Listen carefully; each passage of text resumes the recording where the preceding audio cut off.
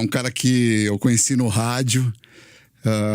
Tenho um carinho, tenho um amor por esse cara muito grande, pelo profissional que ele é, pelo amigo que ele é. E eu costumo, quando ligo pra ele, não chamo pelo nome, eu chamo ele de 99. 99 porque o telefone dele, o que tem de número 9 é uma brincadeira. E quando eu ligo, pego às vezes na caixa, ele 999999. Cara, esse cara tem uma voz linda, meu amigo César Filho. Fala, Giant. Tudo bem? Pô, que legal, que alegria estar aqui legal. com vocês, viu? Uma alegria muito grande. Espero que eu possa responder todas as perguntas. Você conhece muito a minha vida, vê lá onde você vai chegar, hein, meu amigo? Tua vida é um livro aberto. Tem algumas páginas arrancadas, mas é um livro aberto. Legal. Cezinha, você tem algum tratamento pra voz? Não. Nada? Meu pai era locutor de rádio no passado, né? E eu sempre tive admiração muito grande pelas vozes. Eu sempre gostei de voz. Eu tenho uma história muito louca, assim. Quando eu cheguei em São Paulo com 9 para 10 anos, você não explica essas situações, né? Eu me apaixonei pelo rádio com essa idade. Então, meu companheiro era o rádio nessa época. Eu chegava da escola e queria ligar o rádio. Eu ouvia o Hélio Ribeiro, o poder da mensagem, na Rádio Bandeirantes. Na sequência tinha Ferreira Martins. Só vozeiro, né? Walker Blast. Aí eu ficava louco com as vozes. E à noite, eu tinha um rádio que tinha ondas médias, ondas curtas e tudo, que se mudava a banda. E só à noite eu conseguia pegar as rádios do Rio. E aí eu ouvia Mundial, eu ouvia Rádio Jornal do Brasil, eu ouvi Sérgio Chapelin lá, eu ouvi ele, que era Araújo na Rádio Jornal do Brasil. Então eu ficava apaixonado pelas vozes sem conhecer as pessoas. Então eu acho que isso ajudou aqui, porque assim, eu acho que a gente sempre é um misto de tudo aquilo que a gente vê, que a gente aprende e a gente tenta fazer igual. E quando a gente começa a carreira, a gente tenta copiar um pouco, né?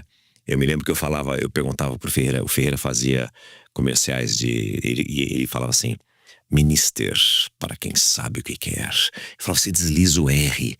Ele falou, porque eu sou caipira, não sai Mister. Quem sabe o que quer. Olha aí, ó. Mas são, aí você vai pegando um pouco, né? E tudo. Eu adorava o sotaque do Roberto Carlos, cantor. Ele falava, ele era um cara do Espírito Santo, mas ele não era nem carioca, nem paulista, ele tinha um equilíbrio, mas ele falava amor, né? Ele tinha, aí tudo eu começava a pegar um pouco isso que eu falava, pô, um dia eu vou tentar levar isso pro rádio. E eu acho que isso ajuda, né? E teu pai foi de rádio? Foi de rádio. Mas a tua inspiração mesmo é do teu pai? Não, porque ou essa coisa de se ouvir mesmo? Não, porque assim, meu pai, quando eu tinha 5 para 6 anos, meu pai abandonou a carreira.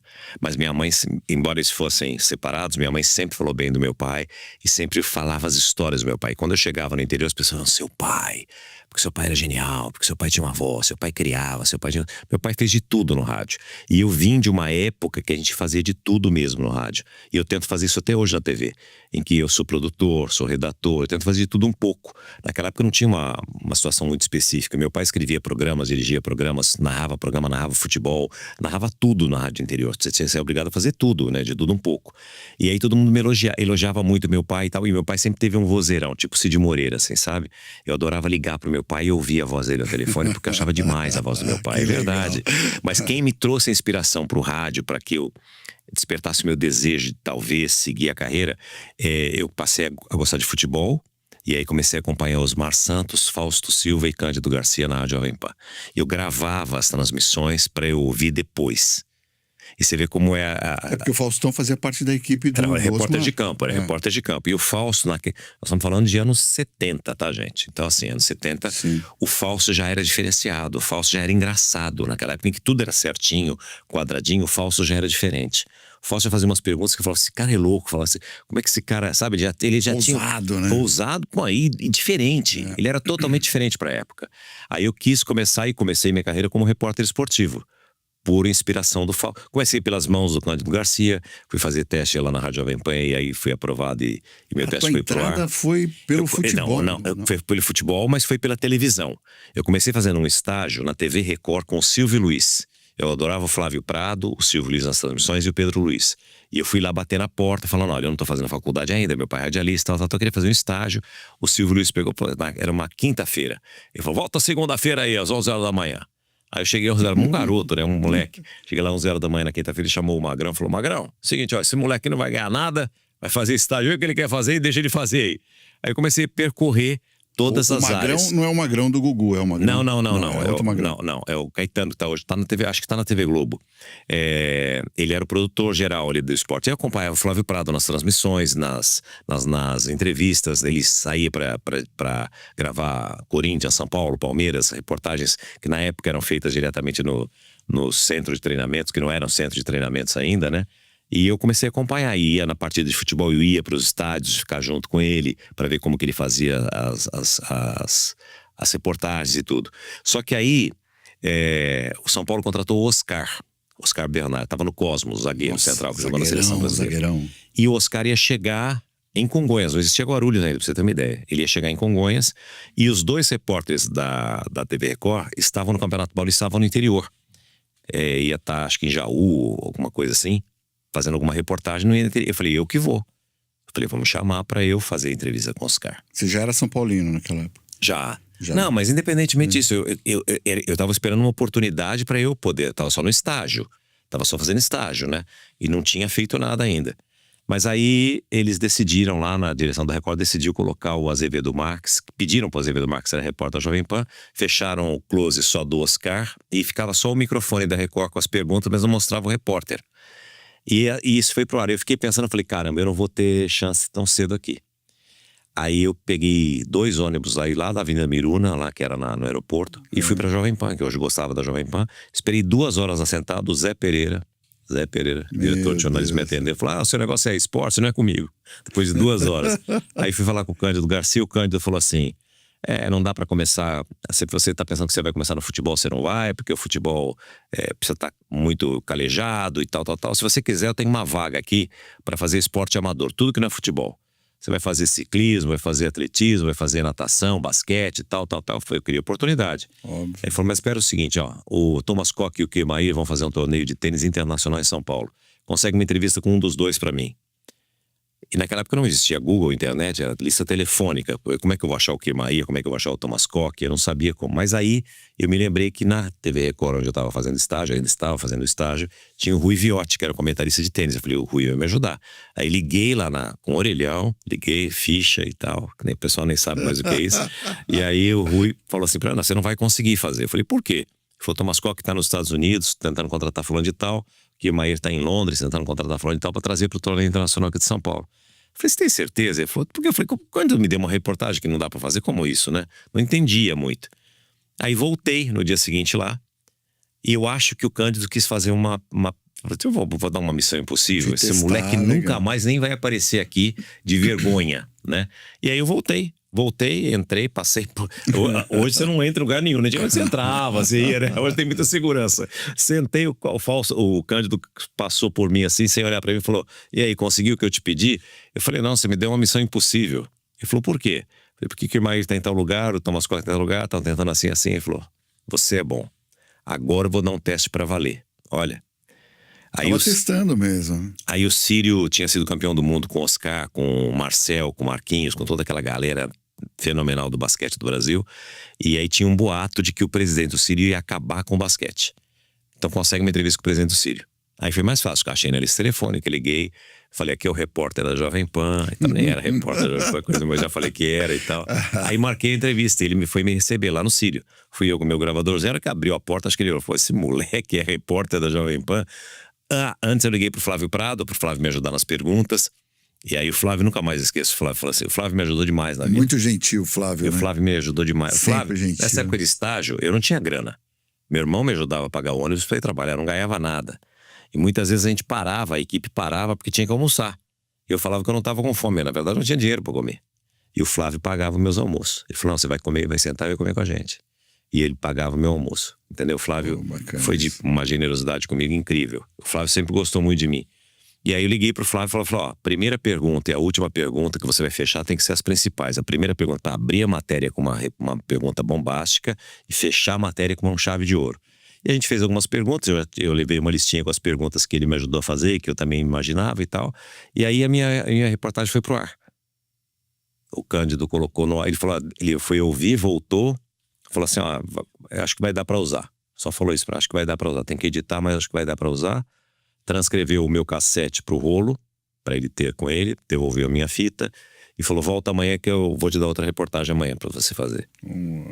Mas aí eu tava em casa e começou Jornal de Esporte, Jovem Pan, Jornal de Esporte, Jovem Pan. Lembra disso, não? Lembro daquelas vinhetas da Pan, amava, cara. E aí eu tava lá e ele falou assim, o Círio cogita acabar com o basquete, depois ser campeão do mundo e tal. A reportagem da Jovem Pan esteve lá.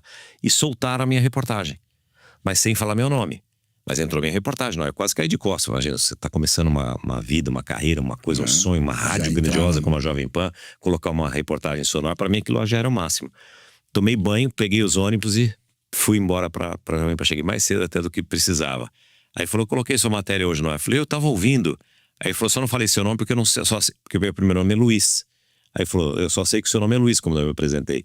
Aí ele falou, mas eu não sei como vai ficar. O nome inteiro como que é? Luiz Gonzaga César Filho. Aí eu falei, eu não sei como vai ficar. Ele falou, César Filho é sonoro, deixa César Filho. E a partir dali eu comecei. Foi aí fiquei. Já o César Filho. Aí passou um tempo, o Alexandre, que trabalhava na produção da Record, da TV Record, me ligou e falou assim, olha, que horas que você entra na Jovem Pan? Eu falei, às 2h, que eu sempre, depois do Jornal de Esportes eu entro, que o Cândido me dá a matéria para ser produzida. Aí ele falou assim, o Elian Saldo quer falar com você, você pode estar aqui amanhã às 11h da manhã? Eu pensei assim, pô, Elian Saldo era o diretor maior da Record. Eu falei, caramba, alguém fez alguma besteira lá e jogaram a culpa em mim, estagiário. Sei lá, você só pensa o pior, você não pensa nada grandioso. Eu falei, amanhã eu tô aí. Aí cheguei lá, tava na porta assim. Ele falou, olha, eu acho que você tem cara de telejornal, voz de telejornal, você é muito novinho, mas você tem um grande futuro como apresentador de jornal, eu acho. Você não aceitaria fazer um teste de vídeo aqui comigo? Porque ele foi perguntar para o Silvio Luiz. Falou, aquele garoto do esporte, ele notou minha falta. Cadê aquele garoto que circulava aqui pelo esporte? Aí falou, ele foi embora, foi pra Jovem Pan, que não teve chance aqui, foi trabalhar lá. Aí ele falou pro Alexandre, foi primeiro falar com o Silvio Luiz, você não vai usar aquele garoto? O Silvio falou, não. Falou, posso usar? Aí o Silvio falou, pode. Aí eles me ligaram, aí eu fui fazer um teste de gravar. Ele falou, não vou, grava uma semana, você chega aqui, pra não atrapalhar você na Jovem Pan, você chega todo dia 11h da manhã aqui, grava 15, 20 minutos, meia hora de jornal.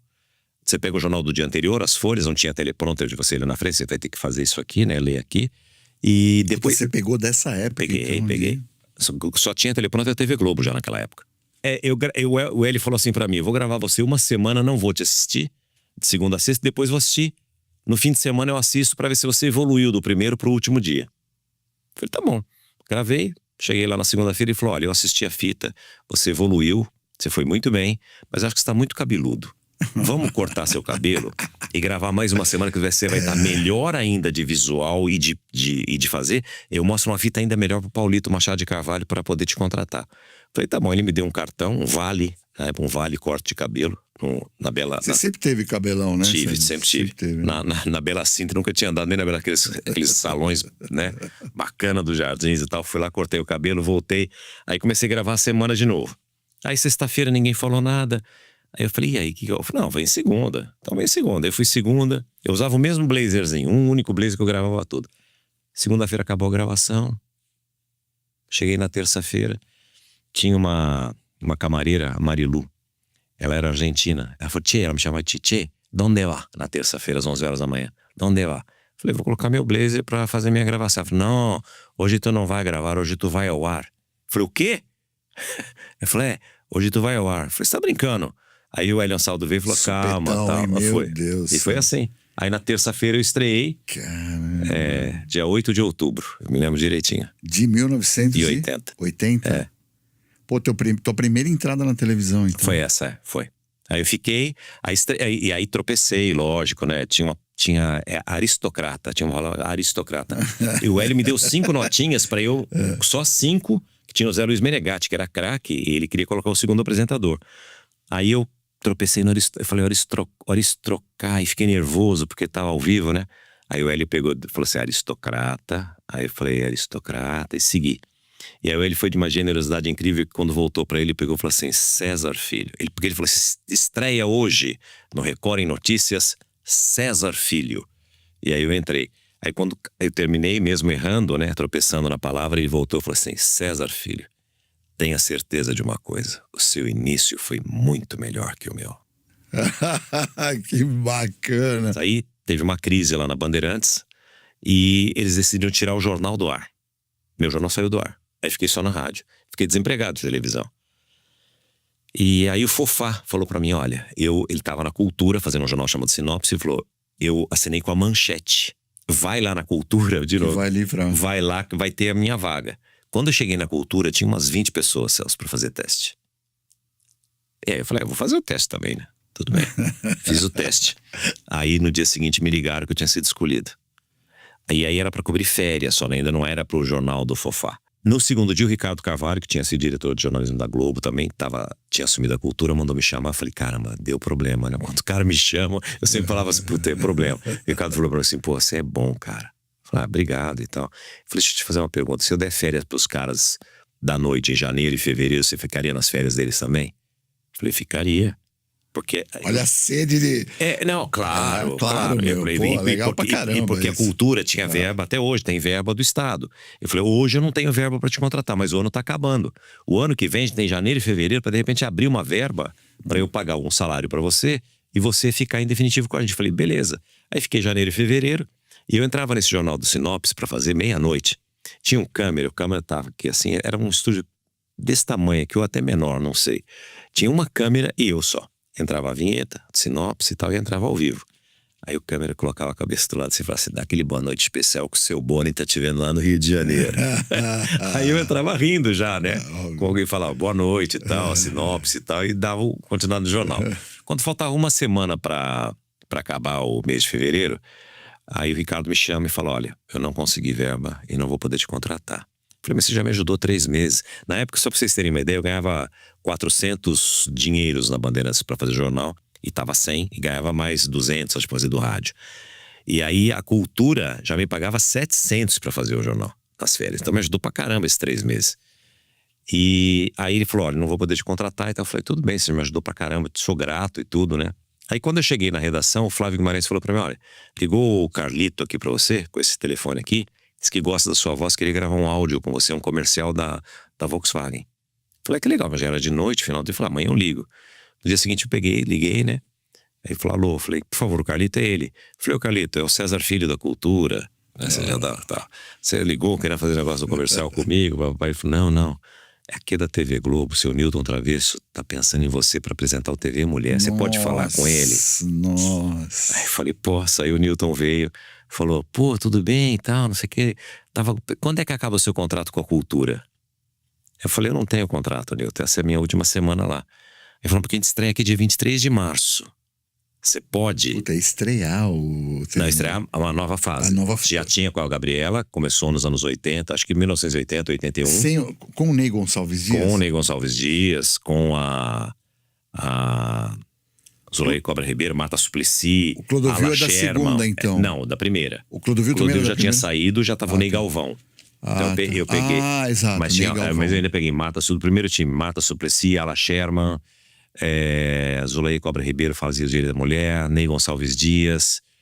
Tinha Eduardo Mascarenhas, que era o psicanalista. Puta, era genial. Era um timaço. Genial. E aí, quando o Newton falou isso pra mim, eu falei, caramba, no dia seguinte ele me ligou. Eu falei negócio de dinheiro, por causa dele me ligou. Falou assim, pô, a gente falou tudo, tal, você tá certo. Eu falei, tá, por mim tá. Aí ele falou, mas a gente não falou de dinheiro. O que você imagina de salário? Eu peguei, fiquei aquele assim, eu falei, juro por Deus que eu não sei, Newton. Eu falei, que fala qualquer coisa. Isso você falou pro Newton, atravessou o telefone. Aí ele pegou e falou assim pra mim, 1.200.000 pra começar, tá bom? Pô, você ganhava 700. 400, fui pra 700. Aí eu falei assim, tá ótimo, pra começar tá bom. Aí eu fui pra lá. Nossa, e aí nem fiz piloto, nada, não tinha nada. A gente estreou. A gente simplesmente estreou. Aí o Zé Itamar me ligou e falou, olha, eu queria fazer uma cabeça com você aqui no Fantástico. Você pode vir aqui no Rio gravar? Eu falei, posso, mas fala com o Newton, né? Porque tinha uma coisa... Aí ligou, o Newton falou, o Zé Itamar me ligou e tal. Pode ir, sem problemas, tal.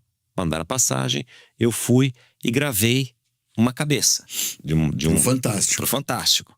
Gravado. Você já tava sentindo um cheiro ali? Não, achei que era de convidado e tal. Gravei e tal. Fiquei numa baita expectativa. E o Newton, ele me autorizou aí e tal. E naquele fim de semana ele foi pra Alemanha, ele saiu de férias.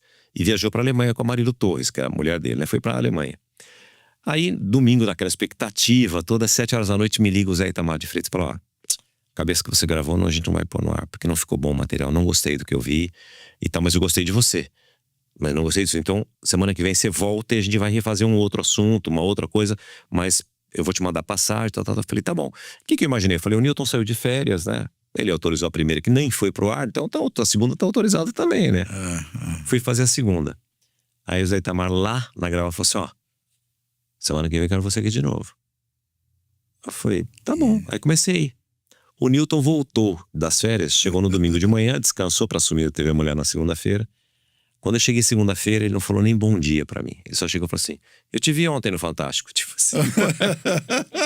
E ciumado pra caramba.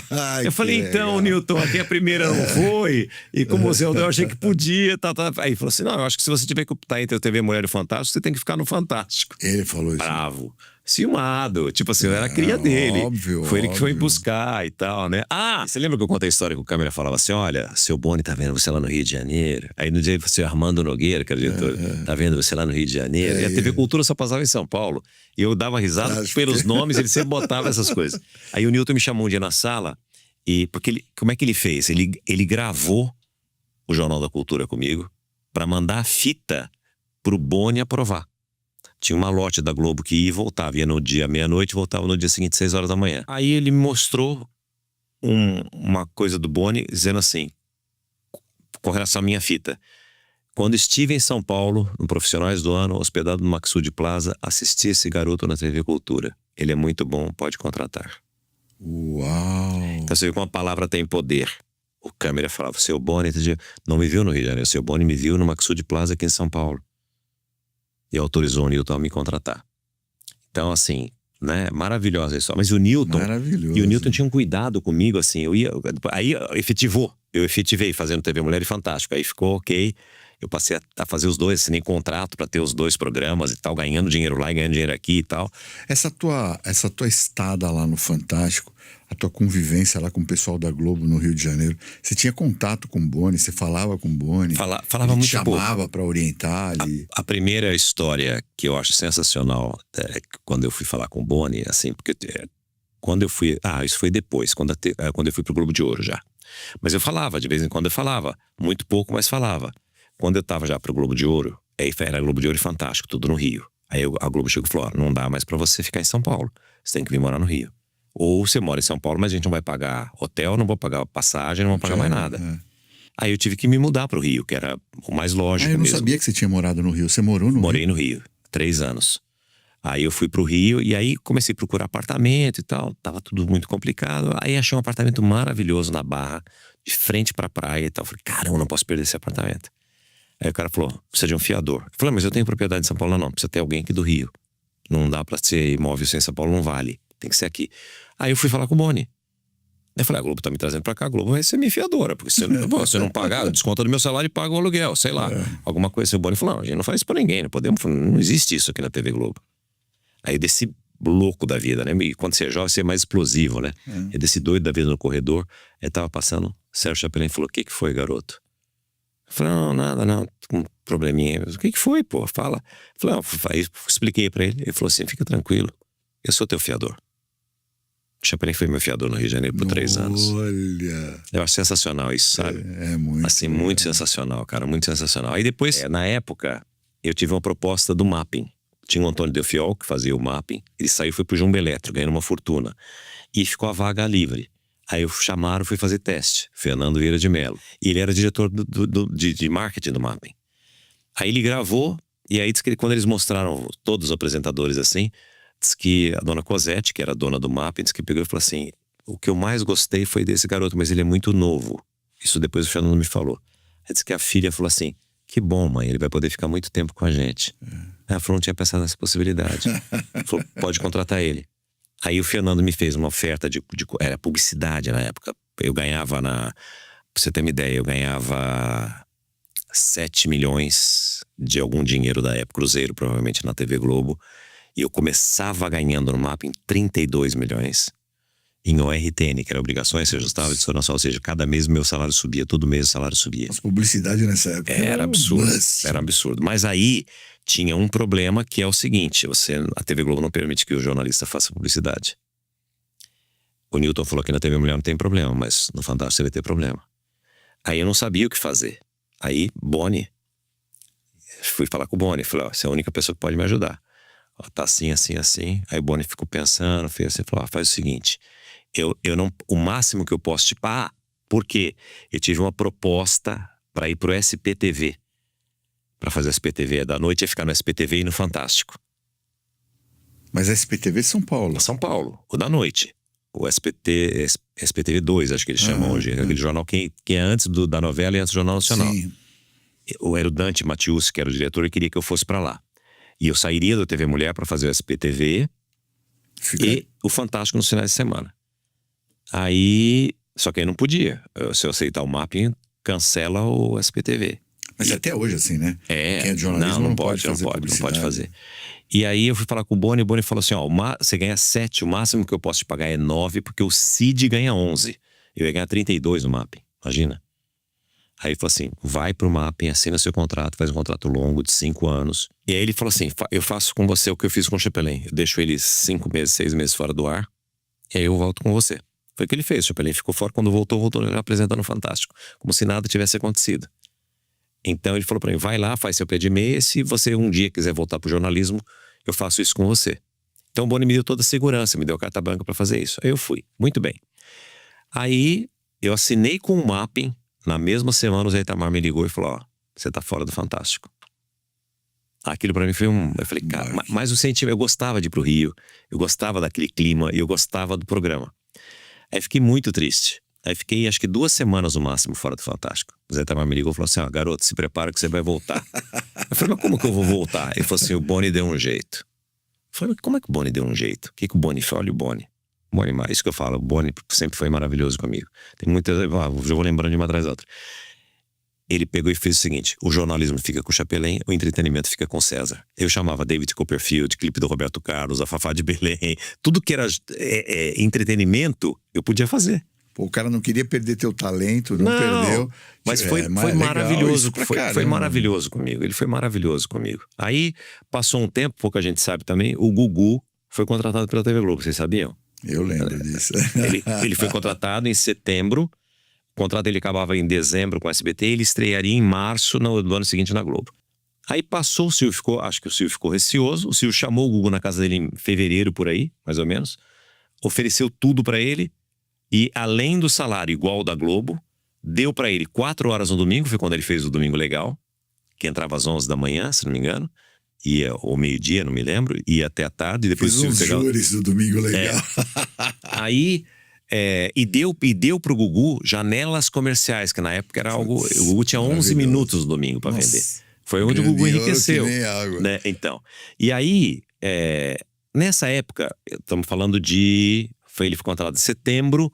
Quando foi em novembro, mais ou menos, ele será em março. No aeroporto, no saguão, eu encontro o Carlos Alberto Nóbrega, que tinha saído da Globo e tinha assumido a direção artística do SBT. Aí ele me contou, pô, caramba, você tem que ir pro lugar do Gugu no Viva a Noite. Você iria? Eu falei, não sei, vai tomar um café comigo lá no SBT. Como eu tinha o mapping, na época, eu já morava, nessa época eu estava morando no Rio, mas eu vinha toda quarta-feira para São Paulo para gravar os comerciais do mapping e voltava. Eu fui tomar um café com o Carlos Alberto. Falei, como ela tomar um café com o Carlos Alberto do SBT, né? Deixa eu ir lá. Tomei um café com ele, falou assim, tal, você viria fazer o Viva a Noite e tal? Falei, não sei, depende, né? De tudo e tal. Vou falar com o Silvio. Falei, tá bom. Foi embora, só que aí tinha, na época, hoje tem muita coisa interna, naquela época era o jornal, né? Aí saiu no jornal assim, César Filho esteve no SBT, na Rua Dona Santa Veloso, em reunião com o Carlos Alberto Nóbrega, blá, blá, blá. Boni manda me chamar. Que história é essa que você teve lá conversando com o Carlos Alberto? Não, eu fui lá, ele tá me convidando para ir pro lugar do Gugu, que o Gugu veio pra cá e tal. Era novembro, lembra? Novembro. Ele falou, quando é que acaba o seu contrato? Eu falei, em março. Ele falou, não tá na hora de você sair da TV Globo ainda. Fica que em março eu te dou um carinho. Eu falei, tá bom. O Carlos Alberto nunca mais me chamou pra nada. Por esse negócio de substituir o Gugu. Ah, não deu continuidade? Não deu, quando eu acho que não sei se morreu com o Silvio, não quis, eu não sei. Sim. Ou se depois o Silvio já estava pensando em trazer o Gugu de volta, não ia mas precisar. Mas te ajudou pra caramba com o Boni. Não, falou isso, beleza. Chegou em março. O Ari Grandinetti Nogueira me chama para renovar o contrato. Na época tinha uma política salarial Globo, E todo mês a Globo aumentava o salário. Por exemplo, a projeção dos economistas da Globo, na época a gente tinha inflação, porque a gente sabe hoje tem inflação de 4, 5% ao ano, né? Na época a gente tinha inflação de... Nossa, era horrível. absurda. Aí, esse mês a gente calculou que vai ter 20%, então a Globo dava 20% de aumento antecipado. Se a inflação fosse 22, eles corrigiam no mês seguinte e davam mais 2. Se fosse 18, ficava nos 20. Então o salário que a gente recebia já era corrigido todo mês. Equilibradão, né? Aí o senhor Ari chegou e falou assim, quanto é que você ganha? Aí já era outro dinheiro, porque a gente teve muita mudança de moeda, tá? Então teve cruzeiro novo, cruzado, nem lembro qual que era. Mas na época eu ganhava 195 mil dinheiros da época. Aí o senhor Ari virou para mim assim, então, aí eu já estava fazendo Globo de Ouro. Globo de Ouro é fantástico. Ele falou, a nossa ideia de renovar o contrato para você, como já é atualizado todo mês, é te pagar 220. Moleque, virei para ele e falei, nem pelo dobro eu fico. Aí ele ficou com essa expressão assim, o que esse cara tava falando? Eu falei, o Boni falou que ia me dar um carinho em março, eu quero saber o tamanho desse carinho. Aí ele falou assim, bom, já não é mais comigo, se nem pelo dobro você fica. Eu falei, o SBT me ofereceu 600 mil em novembro, eu não fui. E não era verdade, mas eu falei.